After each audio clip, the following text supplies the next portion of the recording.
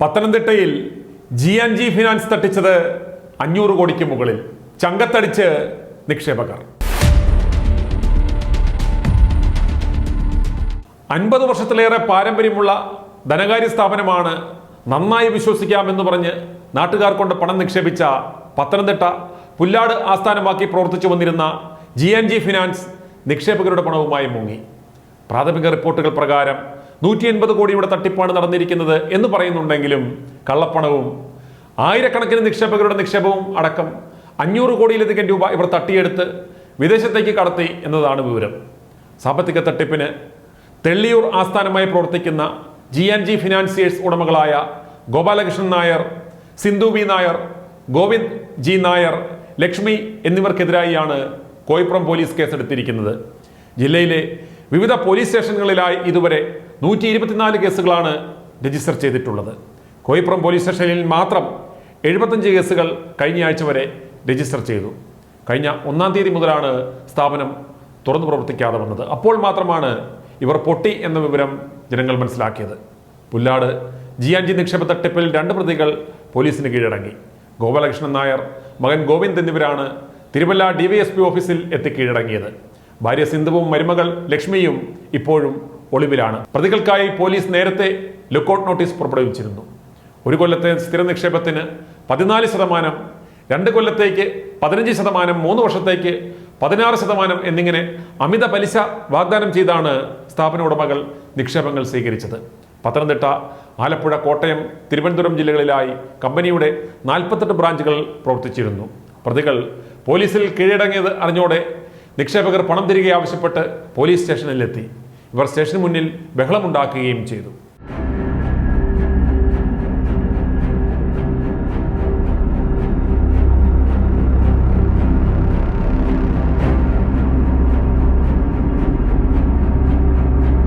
ഞങ്ങൾക്കില്ല.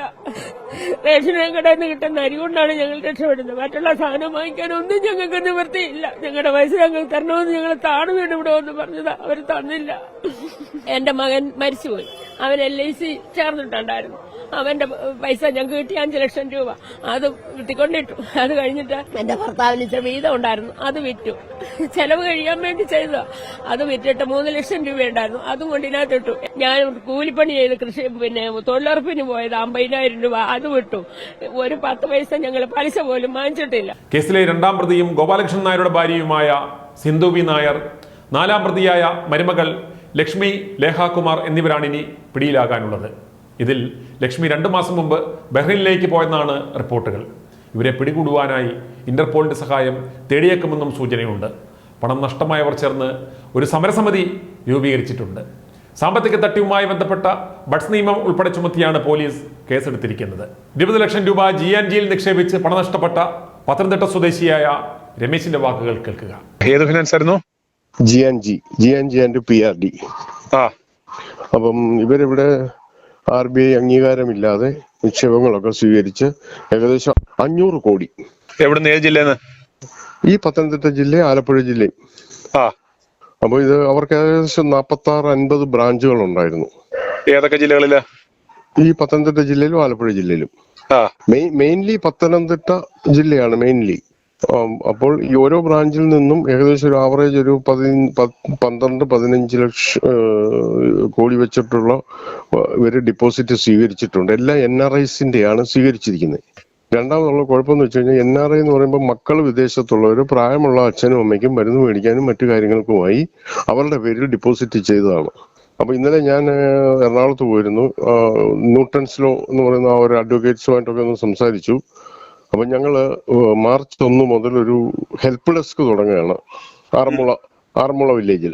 താങ്കൾ ആരാണ് ഇതുമായിട്ട് ബന്ധപ്പെട്ട ഒരു ഡിപ്പോസിറ്ററാണ്. എത്ര ലക്ഷമായി താങ്കള് ഡെപ്പോസിറ്റ് ചെയ്തിട്ടുണ്ട്? എന്റെ 20 ലക്ഷം. അന്നേരം ഇത് ഡെപ്പോസിറ്റ് ചെയ്തതിന്റേതായ മറ്റേ ആ സർട്ടിഫിക്കറ്റ് ഡീറ്റെയിൽസ് എല്ലാം ഉണ്ടോ കയ്യില്? എല്ലാം ഉണ്ട്. ഇതെന്താണ്? NBFC ആണോ അതോ മൾട്ടി സ്റ്റേറ്റ് കോപ്പറേറ്റീവ് സൊസൈറ്റികളാണോ അതോ വെറും ബ്ലേഡ് ബാങ്ക് ആണോ? ഇത് വെറും ബ്ലേഡ് ബാങ്ക് ആണ്. എന്നിട്ട് ഈ വെറും ബ്ലേഡ് ബാങ്ക് എന്ന് അറിഞ്ഞുകൊണ്ട് ഇവർക്ക് ഇത്രയും നിങ്ങൾ പൈസ ഡെപ്പോസിറ്റ് ചെയ്യാൻ കാരണം? അതിന്റെ കാരണം എന്താണെന്ന് ചോദിച്ചു കഴിഞ്ഞാൽ അവരുടെ ആ എന്തോ ഏരിയ മാനേജർമാരുടെ ഒക്കെ കഴിവ് തന്നെയാണ്. വന്നു RBI അംഗീകാരമുണ്ട്. പിന്നെ മുത്തൂറ്റിനെക്കാട്ടിൽ മുൻപ് തുടങ്ങിയ ഒരു പ്രസ്ഥാനമാണ്. പാരമ്പര്യമായിട്ട് അവർക്ക് 10 ഏക്കർ സ്ഥലവും അതും ഇതൊക്കെ ഉണ്ട്. അങ്ങനെ ഒരു വെൽ സെറ്റിൽഡ് ഫാമിലി ഇവരാണ്. ഇനിഷ്യേറ്റ് ചെയ്തേക്കുന്ന ആരാണ്?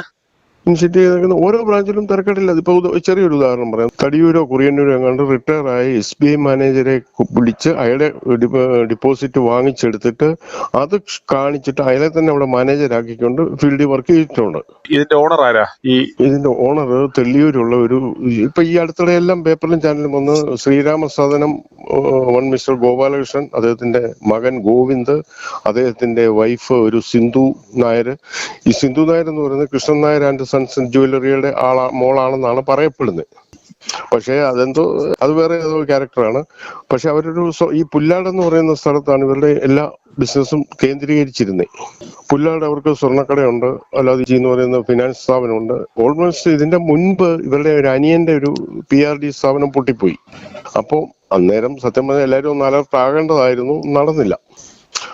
ഇപ്പം ഇത്രയും പേരും സത്യം പറഞ്ഞാൽ വളരെ പ്രായമുള്ളവരൊക്കെയാണ്. അപ്പൊ ഞാൻ തന്നെ ഈ ഹെൽപ്പ് ഡെസ്കിന് മുന്നിട്ടിറങ്ങിയത് കാര്യം ഇത്രയും പ്രായമുള്ളവരുടെ റിക്വസ്റ്റ് കൊണ്ടും അവർക്ക് ഈ വക്കീലുമായിട്ട് കണക്ട് ചെയ്ത് കാര്യങ്ങൾ ചെയ്യാൻ വേണ്ടിയും. അങ്ങനെ എത്ര ഡിപ്പോസിറ്റേഴ്സ് നിങ്ങളുടെ കോൺടാക്ട്സിൽ ഇപ്പോൾ ഉണ്ട്? എന്റെ കോൺടാക്ട്സ് ഏകദേശം 100ഓളം പേരുണ്ട്. അത് അപ് ടു എത്ര ലക്ഷം മുതൽ എത്ര ലക്ഷം വരെ നിക്ഷേപിച്ചവര്? ഇത് ഓരോരുത്തരും അബൌട്ട് അറൌണ്ട് 10-20 ആ റേഞ്ചിലാണ്. പിന്നെ ഒരു കാര്യം കൂടെ പറയാം. ഞങ്ങൾ ഒരു 50-60 പേര് ഒരുമിച്ച് പത്തനംതിട്ട SP ഓഫീസിൽ പോയി, കളക്ടറേറ്റിൽ പോയി, കളക്ടർക്ക് നിവേദനം കൊടുത്തു. അതിന്റെയൊക്കെ കുറച്ച് റിയാക്ഷൻ വന്നിരുന്നു. അവർ അറസ്റ്റ് ചെയ്യപ്പെട്ടു. അവര് കൊട്ടാരക്കര സബ് ജയിലിൽ നിന്ന് കൊണ്ടുവന്നിട്ടുണ്ട് കോയിപ്പുറം പോലീസ് സ്റ്റേഷനിൽ ഇതെടുക്കാൻ, വീണ്ടും മൊഴിയെടുക്കാൻ ഒക്കെ ആയിട്ട്. ഇതെല്ലാം കുടുംബക്കാർ തന്നെയാണോ ഈ ബ്ലേഡിലുള്ളത്? അതെ അതെ, കുടുംബക്കാരാണ് എല്ലാവരും. ഗോകുലം നിന്ന് ഏതാണ്ട് നല്ലൊരു എമൗണ്ട് ചിട്ടി പിടിച്ചെടുത്തുകൊണ്ട് ഇവരുടെ പ്രോപ്പർട്ടീസ് എല്ലാം കൂടെ അദ്ദേഹത്തിന് ലീസ് എന്തോ ലീഗലായിട്ടുള്ള എന്തോ എഗ്രിമെന്റ് ഒക്കെ ഉണ്ടാക്കി ട്രാൻസ്ഫർ ചെയ്തതായിട്ടാണ് അറിവ്. അപ്പോൾ അത് കാരണം നമുക്കിപ്പോ ഇവിടെ ഉള്ള പ്രോപ്പർട്ടിയെ കുറിച്ചൊന്നും വലിയ ഗ്രാഹ്യമില്ല. കാര്യം ഗോകുലന്റെ കസ്റ്റഡിയിലാണെന്ന് മാത്രം അറിയാം. അപ്പൊ ഇത് ഇപ്പൊ കഴിഞ്ഞ ഫെബ്രുവരിയിൽ അവരൊരു മീറ്റിംഗ് കൂടിയിട്ട് എല്ലാവർക്കും ഒരു 1% വെച്ച് കൊടുത്ത് മുതൽ കൊടുക്കാം, പലിശ കൊടുക്കാൻ പറ്റത്തില്ല എന്നുള്ള രീതിയിൽ ഒരു മീറ്റിംഗ് ഒക്കെ കൂടി. പക്ഷെ അവര് മുങ്ങാൻ വേണ്ടിയുള്ള ഒരു ടൈം കണ്ടെത്തുകയായിരുന്നു എന്നുള്ള പിന്നാണ് മനസ്സിലായത്.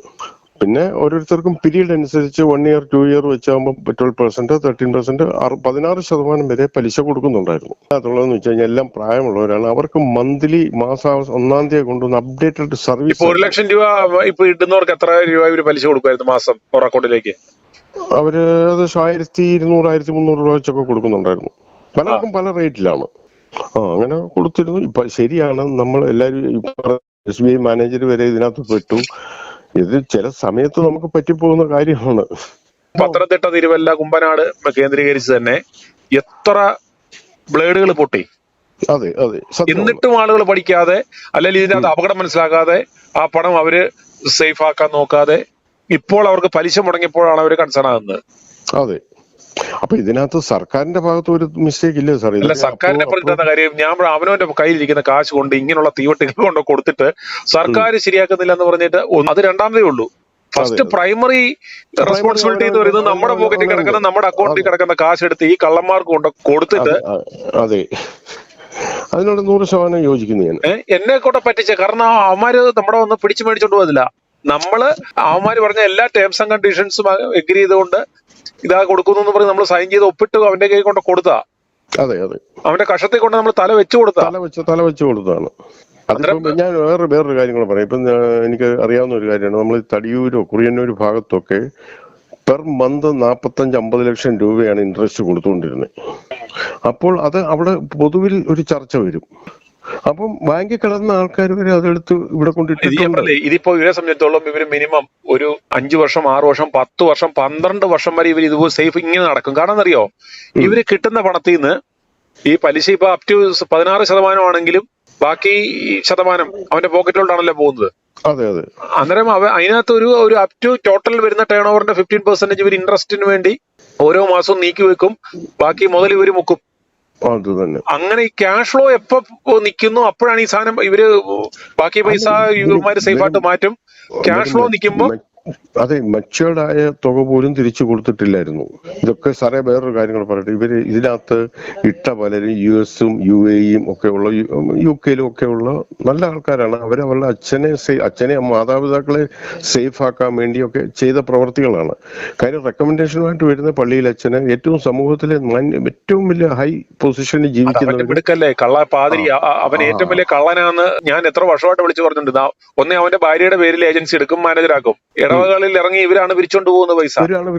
അന്നേരം നോക്കുമ്പോഴത്തേക്ക് എന്നാ അപ്പനും അമ്മയ്ക്കും മരുന്ന് മേടിക്കാനായിട്ട് ബ്ലേഡുകാരന് കൊടുത്ത് ആ ബ്ലേഡ് എടുത്തിട്ട് അപ്പനും അമ്മയ്ക്കും മരുന്ന് മേടിച്ചാൽ കൊടുക്കാൻ നോക്കിയ ബുദ്ധിമാന്മാരായ മൊണ്ണ അച്ചായന്മാർക്കാണ് ഏറ്റവും കൂടുതൽ പണി കിട്ടിയേക്കുന്നത്.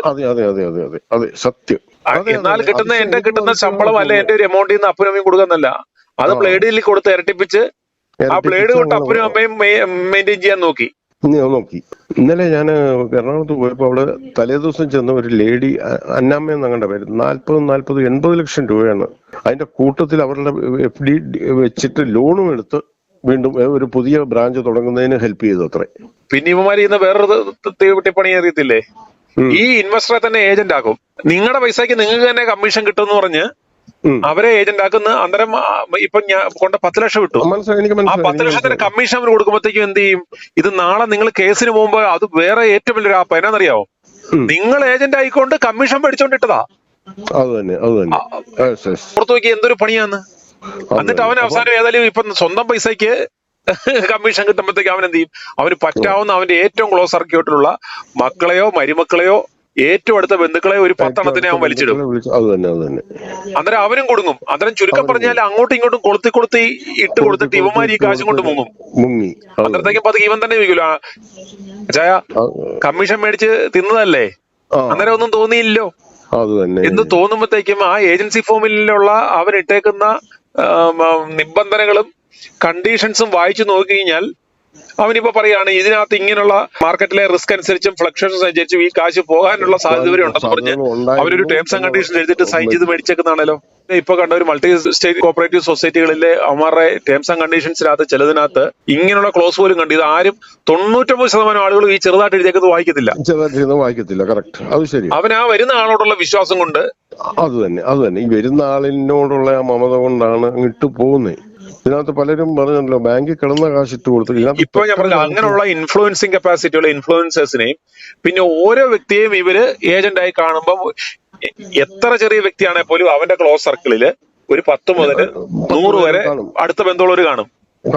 ശരിയാണ്. അങ്ങനെ അവര് വീണ്ടും മൾട്ടിപ്ലൈ ചെയ്താണ് ഇത് വളരുന്നത്. ശരിയാണ്. സംസ്ഥാനത്ത് കൂണുപോലെയാണ് മൾട്ടി സ്റ്റേറ്റ് ക്രെഡിറ്റ് സൊസൈറ്റികളും നിധി കമ്പനികളും ബ്ലേഡ് കമ്പനികളും കുറിക്കമ്പനികളും ഒക്കെ പ്രവർത്തിക്കുന്നത്. ഇവരെയൊക്കെ നിയന്ത്രിക്കുവാൻ ഏതൊക്കെ റെഗുലേറ്ററി അതോറിറ്റികളാണ് നമുക്കുള്ളതെന്ന് നോക്കുക. പക്ഷേ ഇവരെല്ലാം വെറും നോക്കുകുത്തികളായി ഈ തീവട്ടികളുടെ പങ്കുപറ്റി ജനങ്ങളെ വഞ്ചിച്ചുകൊണ്ടിരിക്കുകയാണ്. എത്ര കണ്ടാലും കേട്ടാലും കൊണ്ടാലും പഠിക്കാത്ത ജനം പണം പോയി ഒടുക്കം ചങ്കത്തടിയും നിലവിളിയുമായി നടക്കുന്നു. i2i News, an eye for truth. i2i News subscribe ചെയ്തിട്ടില്ലാത്തവർ ഇപ്പോൾ തന്നെ സബ്സ്ക്രൈബ് ചെയ്യുക. നോട്ടിഫിക്കേഷൻ ലഭിക്കുവാൻ ബെൽ ബട്ടണും അമർത്തുക.